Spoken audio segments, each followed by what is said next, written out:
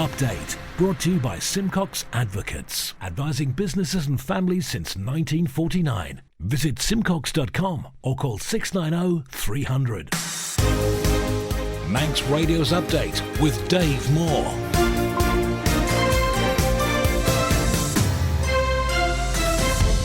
The time is 5:30. You're listening to Manx Radio. I'm Dave Moore and this is Update. Welcome to the programme. Half an hour of the latest news in the art of man, plus Manx Sport, business, Sea-Watch and travel updates, along with the newsmakers in person. Coming up, there are more delays to the new Liverpool ferry terminal. There's more evidence local businesses are struggling in the current cost of living crisis. Plus, police are cracking down on seizing drugs at the island's borders. That's all coming up in the next 30 minutes.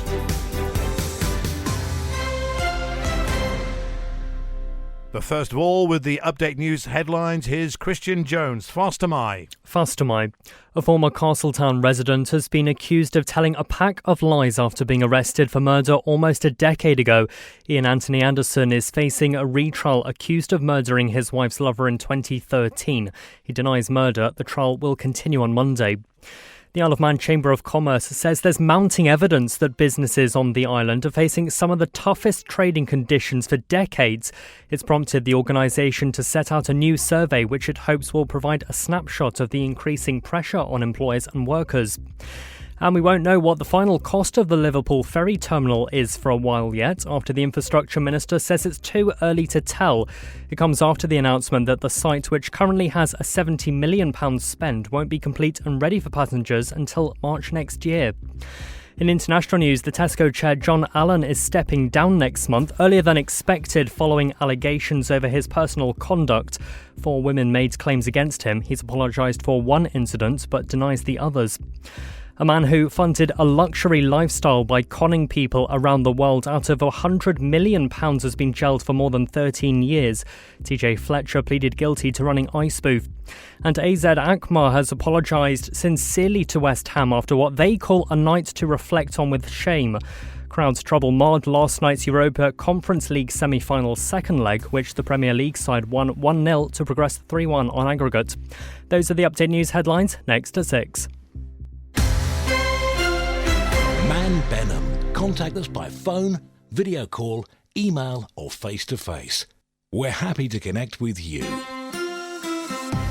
Manx Radio Weather with Manx Glass and Glazing. This evening will be dry with some spells of sunshine and a light to moderate northwesterly wind, then staying dry tonight with some clear spells as the wind falls light and variable. Minimum temperature no lower than 9 Celsius. Tomorrow will be fine and dry with some hazy sunny spells and a light and variable breeze. Feeling pleasantly warm in the sunshine with temperatures reaching up to 16 Celsius at best, and another dry and bright day on Sunday with spells of sunshine and a light and variable breeze which will settle to the north or northwest later in the day. Maximum temperature then around 17 Celsius. Visit the Manx Glass and Glazing website and see a range of products from windows to doors, mirrors to splashbacks. manxglass.com. Update, brought to you by Simcox Advocates, advising businesses and families since 1949. Visit simcox.com or call 690 300. A former Castletown resident accused of murdering his wife's lover has been challenged over whether his account to police was a pack of lies. Ian Anthony Anderson is standing trial, accused of the murder of Neil Edward Roberts in 2013. Tessa Hawley was at Douglas Courthouse today. A warning that this report contains information which some listeners may find distressing. In the witness box today, Mr. Anderson continued giving his account of the physical exchange which he says took place between the two men. Mr. Roberts was found dead at his Queen Street property in the early hours of the 1st of December. Mr. Anderson told the jury Mr. Roberts had attacked him first, telling them, "I remember thinking, where is all this coming from?" Adding, "I remember thinking he really wants to hurt me. I was scared." Describing 3 incidents, he added, "When he came again, I just lost it." "How do you feel about what you did?" his advocate asked him. "I feel terrible about what happened, about what I've done," Mr. Anderson replied. Prosecuting advocate Peter Wright KC quizzed Mr Anderson about what it was that he'd lost. Control, Mr Anderson said. I just lost my control. I went doolally. Questioned again about what he'd lost, Mr Anderson added, my mind. I lost my mind. I lost my ability to control myself.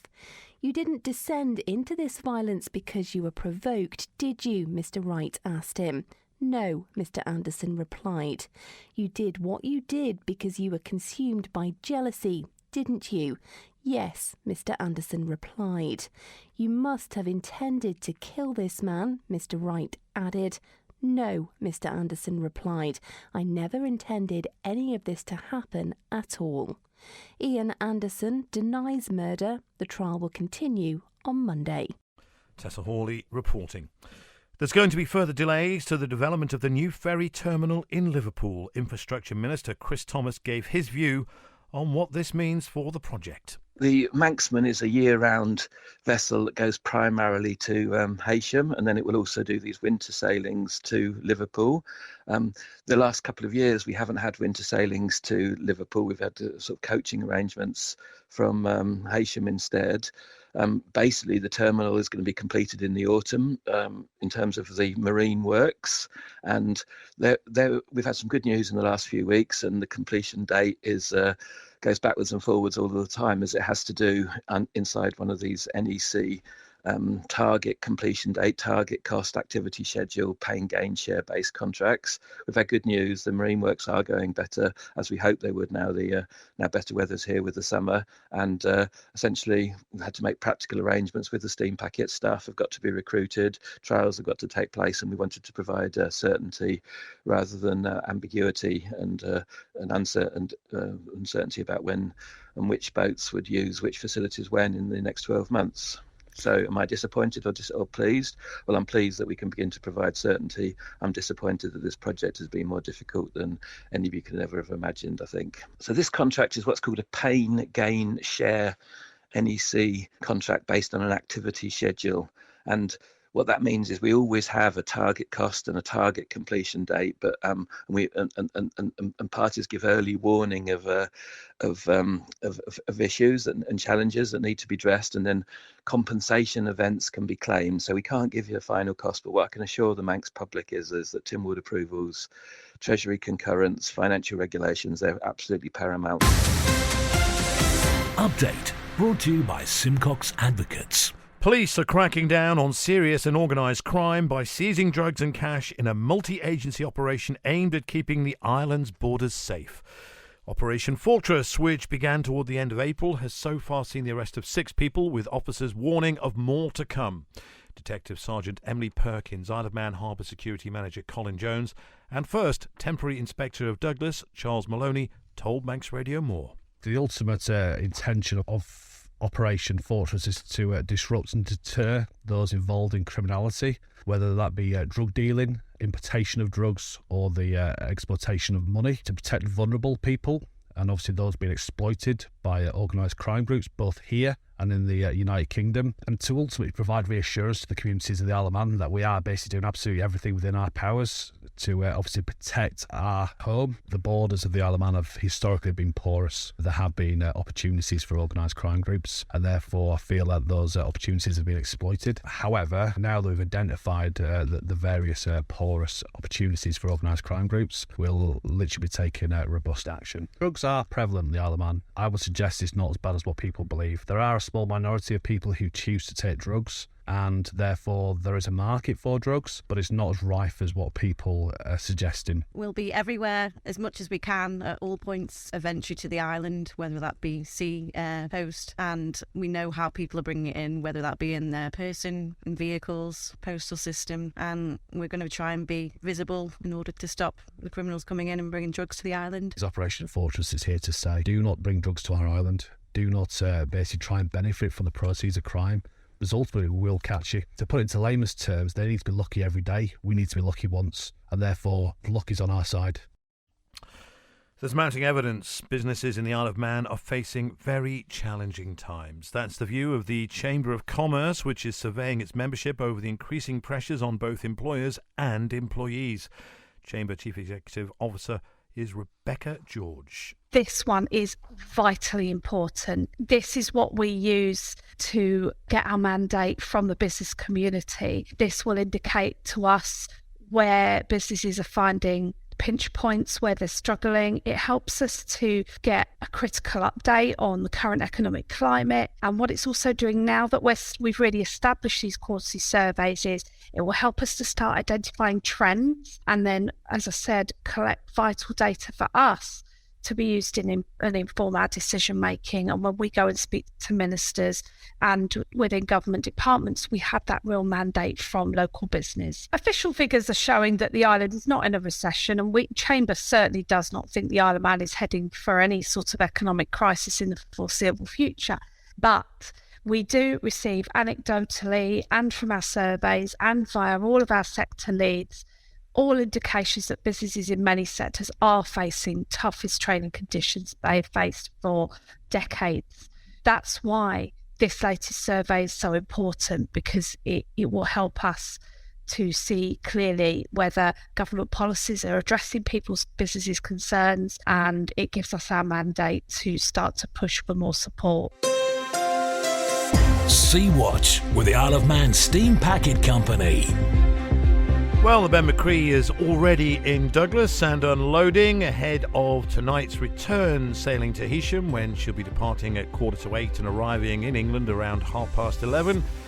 The Manannan is just in Liverpool now and will be departing the Mersey at around 7:15 and heading into Douglas around 10 o'clock tonight at the very latest. Although the last few nights I have seen it coming in a little bit earlier than that, and given the calm conditions, may expect it a little bit before 10 o'clock. Follow the Steam Packet on Twitter for the latest sailing information. Plans have been unveiled for a regular Douglas foodies market to be launched on North Quay. The newly formed Manx Food Market Traders Association is working with DEFA and Douglas City Centre Management to launch the event on alternative Sundays from 10 o'clock in the morning until 2 o'clock in the afternoon, starting on the first Saturday after TT. James Quayle is chairman of the Manx Food Market Traders Association. Food markets have been doing really successfully all around the country, and we on the island have great produce, but we don't have a place which is really easy for people to come and buy from. So we're looking at relaunching a food market on Douglas Quay, where historically was a great food market in Victoria, but we're really going to make sure that it's a place where people can come and do a secondary shop, get everything they want, but also street food from different communities on the island, so everyone is involved, and also a bit of street entertainment, so it's a place to hang out. So this is a good relaunch so that we can help local businesses, traders, but also have something the community can really use and really value. Now, the new committee that's been formed, Gary Coleman from the mushroom farm in the north of the island, you obviously enthusiastic about it, and this is an opportunity really for local traders to get their wares out there, easily. Yeah, it's something that we've been looking for quite a long time. For people to grow their businesses, they need an outlet. And the outlets on the island have been sort of stifled, really. There's nowhere really for young companies to get their wares out in the volume that they'd like to be able to expand. So we're really excited about this, and hopefully it'll work quite well. And we're talking about lots of Manx produce, fresh produce on the quayside here at the market. And of course, we're going to also have an international element. And a couple of the potential stallholders here with me. Molly Oni, African street food you'll be selling. Yes, we're just representing a diverse community. And we'll be selling African street food, yam chips, plantains, and anything we can use to represent the diverse community. Manx Radio Business Briefing. John Allen is stepping down as chairman of Tesco following allegations over his conduct. He's also a former president of the CBI Business Lobby Group, and he strongly denied 3 of 4 claims made against him. However, board member Byron Grote, who will temporarily replace Mr. Allen as chairman, said that these allegations risk becoming a distraction to Tesco, and the supermarket chain says it has made no findings of wrongdoing. Mr. Allen will leave his position in June after 8 years in the role. The railway infrastructure in England and Wales is likely to become less reliable over the next 5 years, the body responsible for its upkeep has said. Network Rail looks after the tracks, bridges, tunnels, embankments and points that are crucial for trains to run safely. In its new business plan, it says a sharp rise in extreme weather events has damaged ageing infrastructure. At the same time, costs have risen, and as a result, investment will need to be focused on areas that will bring the highest economic and social benefits, says Network Rail. The Stock Market Report, brought to you by Ramsey Crookall. UK and European markets closed higher despite Republican negotiators halting ongoing debt ceiling negotiations. The dollar moved higher as robust economic data reduced the chances of a series of US rate cuts this year.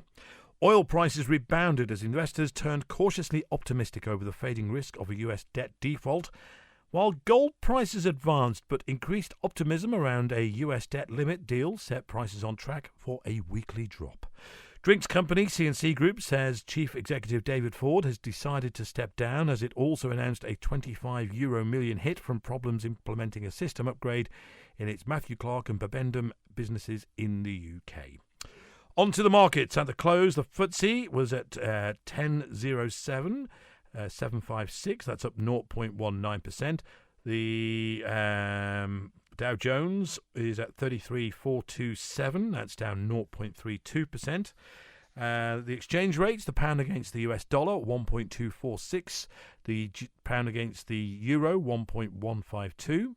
On to commodities, and Brent is at $75.59 US dollars, that's down 0.42%, and gold's at $1,976 US dollars, that's up 0.93%. You've got an investment plan? Yeah, Mike set it up. But don't you need loads of money to do that? Not this one. It's called Shearwater from Ramsey Crookall, and you pay in monthly as little as £100. So it's like saving regularly, really helping us invest in the future for a house or the kids' education. £100 a month? I could easily do that. You should. The sooner you start, the better. Invest in your future with as little as £100 a month. Shearwater from Ramsey Crookall, the island's investment specialist for 75 years. Call 717171 or visit ramseycrookall.com. Licensed and regulated by the Isle of Man Financial Services Authority. One of the Royal Air Force's newest aircraft will be making a flyby over Ramsey next week. The P-8 Poseidon's a state-of-the-art maritime patrol aircraft used also by the United States Navy. Wing Commander Adam Smolak was in conversation with Chris Pearson. The role of the aircraft is to protect and secure the seas around the UK. We have an onboard sensor suite that includes a radar, an acoustic sensor suite, and an ESM suite.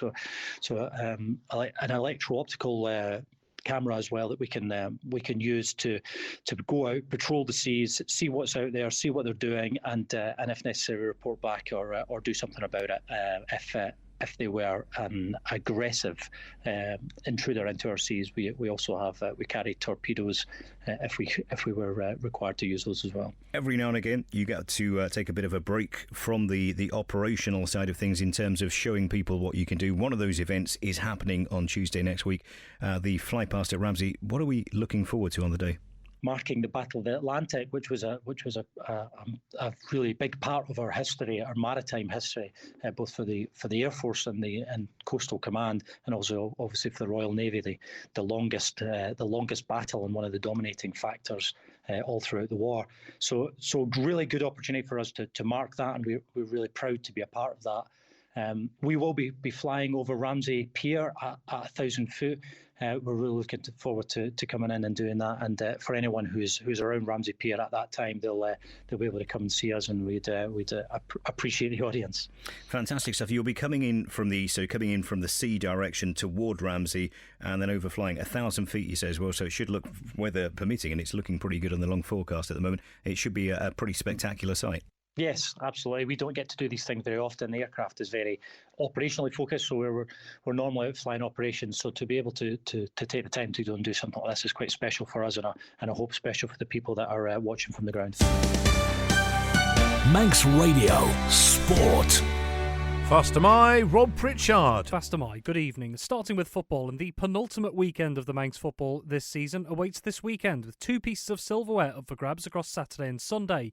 Looking to Saturday and the Hospital Cup final tomorrow afternoon, we'll see Laxey taking on Russian United at the Bowl at 3:30pm.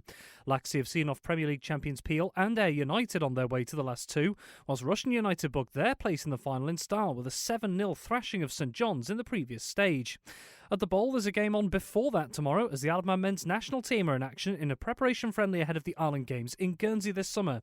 They'll take on UK opposition in the form of Carnforth Rangers, with that game taking place in the morning at 11:30.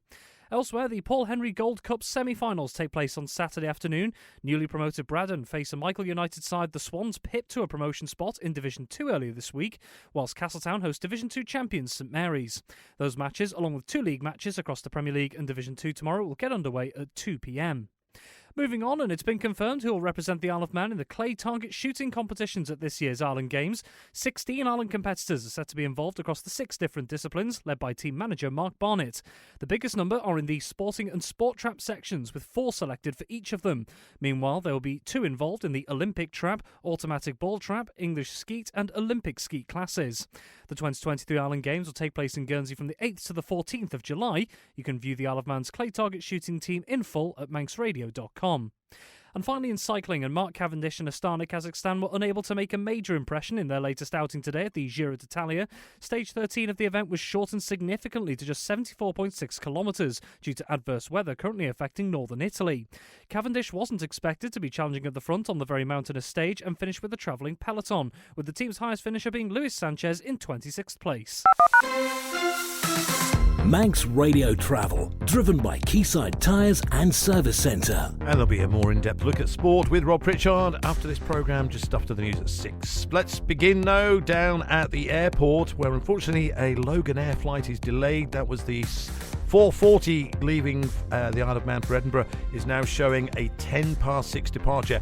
EasyJet services to Belfast International and Manchester, both showing as having, the Belfast has gone and the Manchester just about to go.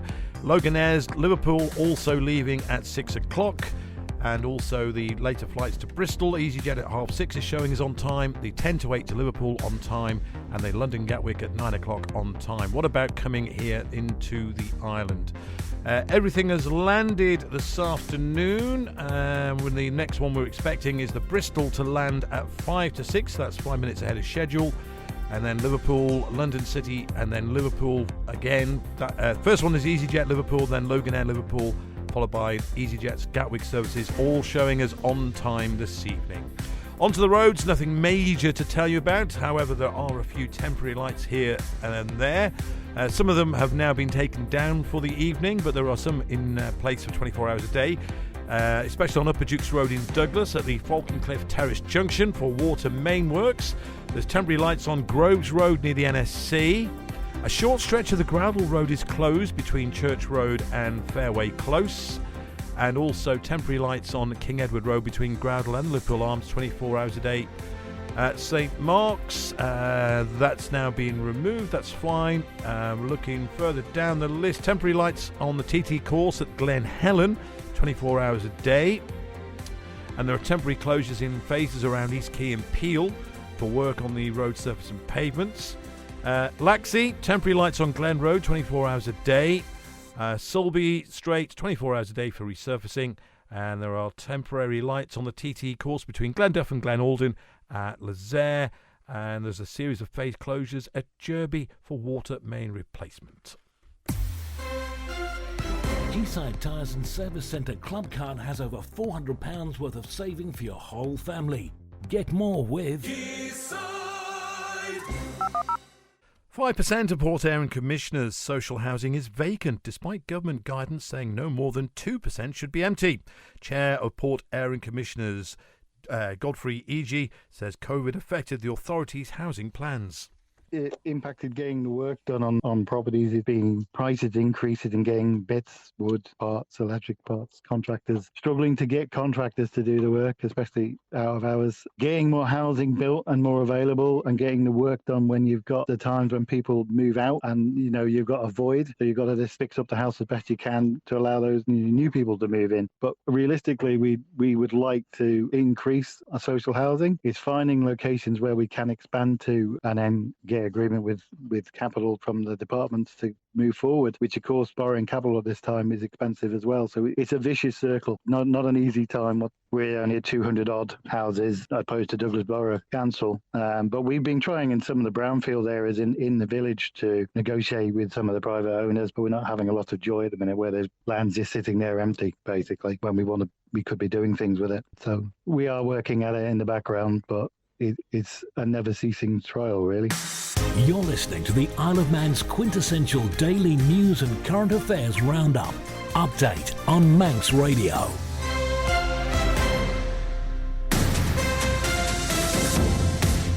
And that's it for Update for today. Thanks to producer Rhiann Evans and newsreader Christian Jones. And many listeners on the island and elsewhere have been kind enough to say they like and enjoy half an hour of nothing but Manx news, and often listen to a week's worth of updates as podcasts to get a flavour of what's going on in the Isle of Man. To you, them and Updates Listen Again and podcast audience, we really do appreciate your comments. So why don't you like Manx Radio on Facebook? Subscribe to Manx Radio's YouTube channel, and if you use Twitter, follow Manx Radio, and your Twitter feed will tell you the moment the Update podcast is published and available to listen to, usually within 30 minutes of the end of the broadcast. And Update and Manx Radio's other 79 series of podcasts are available on the new Amazon Music and Audible podcasting service and at manxradio.com, Apple Podcasts, Amazon Audible, Spotify, Google Podcasts, Smart Speaker or the TuneIn app. So be sure to subscribe and Update will appear automatically.